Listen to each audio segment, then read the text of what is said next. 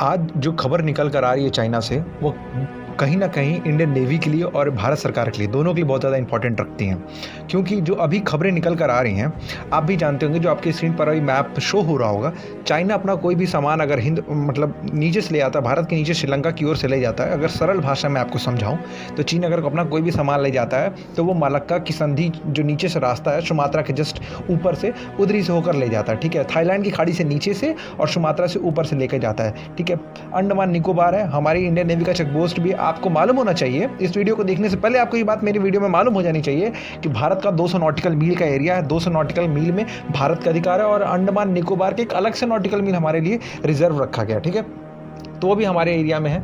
लेकिन अंडमान से जस्ट बगल में हमारे यहाँ पे दिख जाता है मलक्का की जल संधि। ठीक है, तो मलक्का की जल संधि से ही चाइना अपना सामान सारा लेके जाता है। अभी यहाँ पे दिक्कत ये आ रही है, अभी जो न्यूज़ निकल के आ रही है कि अभी चाइना की कुछ पनडुब्बियाँ, ठीक है, कुछ सबमरीन्स देखी गई हैं म्यांमार के आसपास। तो म्यांमार और चाइना ये कह रहा है कि हम इसको म्यांमार को गिफ्ट देना चाहते हैं। ठीक है, मान लीजिए अगर ये इसको म्यांमार को गिफ्ट देता भी है तो अभी आपको ये चीज़ मालूम होना चाहिए कि भारत के पास एक कोको आइलैंड था। ठीक है, पंडित जवाहरलाल नेहरू के समय पंडित जवाहरलाल नेहरू ने कोको आइलैंड को म्यांमार को गिफ्ट कर दिया था। तो वो सुभाष चंद्र बोस जी के नाम पे था, कोको आइलैंड को म्यांमार को गिफ्ट कर दिया था। तो जब कोको आइलैंड को म्यांमार गिफ्ट कर दिया था तो भारत ने गिफ्ट किसको दिया है? म्यांमार को। लेकिन म्यांमार ने क्या किया है अभी, म्यांमार ने कुछ महीनों पहले कि म्यांमार ने वो कोको आइलैंड उठा के चीन को दे दिया। अब वहाँ पे चीन का कब्जा है। हमने गिफ्ट किसको दिया था? म्यांमार को। और म्यांमार ने किसको दे दिया? चीन को। अब वो चीन है हमारा कोको आइलैंड पे आके बैठ चुका है। ठीक है, हमारा अंडमान निकोबार में ही वो कोको आइलैंड है, जस्ट ऊपर की ओर हमारा है। और साथ ही साथ अब म्यांमार की बात आ रही है कि म्यांमार में यहाँ पे चीनी पनडुब्बी देखी गई है। तो कहीं ना कहीं ये म्यांमार की चाल हो सकती है। आपको एक चीज़ और बता दूं, अभी भारत सरकार इस पर खामोश नहीं बैठी है। भारत के विदेश मंत्रालय के विदेश सचिव जो हैं अभी म्यांमार के दौरे पे गए थे। वहाँ पे उन्होंने हाई ऑफिशियल जो वहाँ पे हैं उनसे बात भी की थी और वहाँ पे जानकारी ली होगी इस मैटर में। ऐसा होगा ही नहीं कि उन्होंने ली होगी, पक्का कंफर्म है कि ली होगी उन्होंने जानकारी इस मैटर पर भी।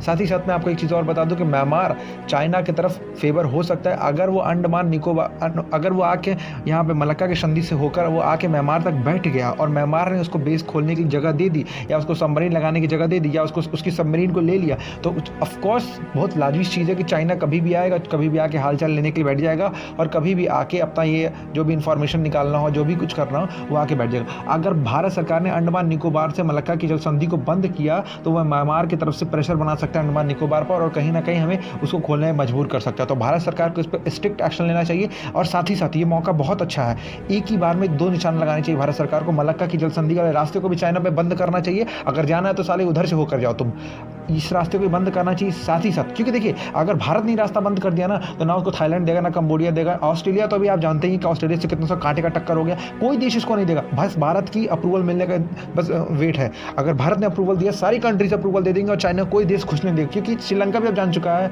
बाकी आज तो पाकिस्तान भी खुद अफसोस खा रहा है कि हमने गलत किया सी पैक बनवा के चीन से।